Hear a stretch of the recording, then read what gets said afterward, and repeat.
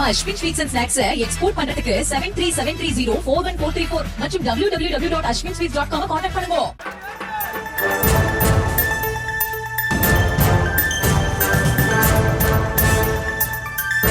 அரசாங்கத்தின் தோல்வியை மறைப்பதற்கு எப்பெல்லாம் முன்னிறுத்தணுமோ அப்ப ஹிந்தியை கையில் எடுத்துக்குவாங்க.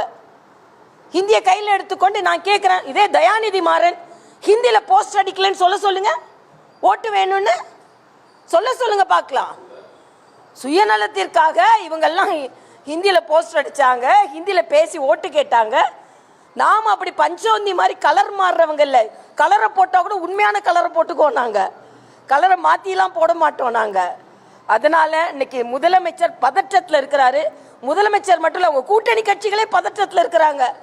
அதனால உண்மையான பிரச்சனை எவ்வளவோ நான் கேட்கிறேன். நாங்குநேரியில ஒரு கலவரம் இங்க வெட்டி கொண்டு இருக்காங்க. அதை பற்றி வெங்கடேசன் பேசுறாரா? கம்யூனிஸ்டுகள் பேசுறீங்களா? ஆனா ஒரு ஹிந்தி வாழை பத்தி நாங்க தான் சொல்லிட்டோம்ல, அது தவறு, அதிகாரிகள் தவறு செய்துக்கா மாத்துங்க. நானே சொல்லிட்டேனே காலையில. ஏன் உண்மையான பிரச்சனை எங்க ஓடிக்கொண்டிருக்க வேங்கை வயல் கண்டுபிடிச்சிங்களா நீங்க? ஆக உண்மையான பிரச்சனை தமிழ்நாட்டில் ஓடிக்கிட்டு இருக்குங்க. 2.5 வயசு குழந்தை பாலியல் பலாத்காரம் செய்திருக்கிறாங்க திராவிட முன்னேற்ற கழக நிர்வாகினால.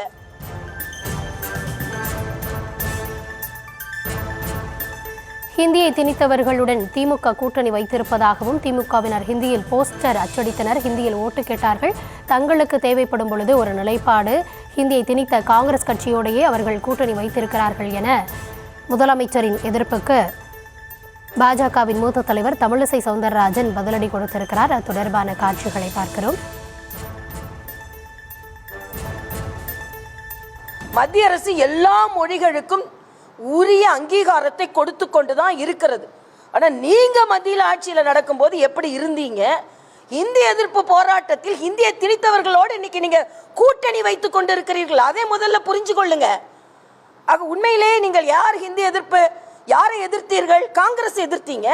அன்னைக்கு அதிகாரப்பூர்வமாக தமிழ்நாட்டில் ஹிந்தியை திணிச்சது காங்கிரஸ். ஓட்டுக்காக நீங்க யார் வேணாலும் கூட சேர்ந்துக்குவீங்க. ஆனா எங்களை சொல்லிக் கொண்டிருப்பீர்கள்.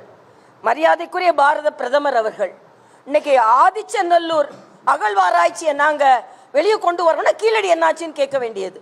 கீழடிக்கு அதிகமா நிதி ஒதுக்கியதே மரியாதைக்குரிய பாரத பிரதமர் அவர்கள் தான்.